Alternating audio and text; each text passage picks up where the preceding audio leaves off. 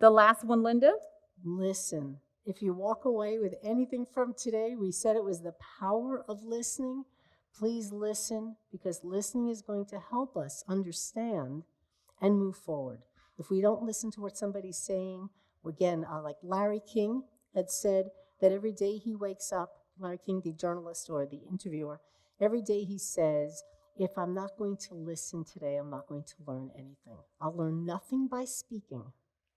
Listening is the way I'll learn. And so remember, that's probably, and you know, when they talk nowadays about leadership, and they talk about one of the best leadership skills a leader has, it's not that they're a good talker, it's usually that they're a good listener.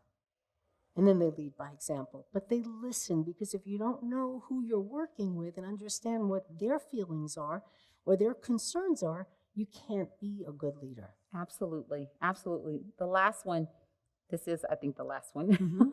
Recognize your own biases and intentionally challenge yourself to change. This is what I will say on that. Change does not just happen just because we say it should happen. Change is an intentional engagement. An intentional engagement. And once we intentionally engage in our process of change, we'll see that we get through phases much quicker, and we're able to have not just effective conversations, but effective relationships, memorable relationships, and sometimes even more intimate relationships.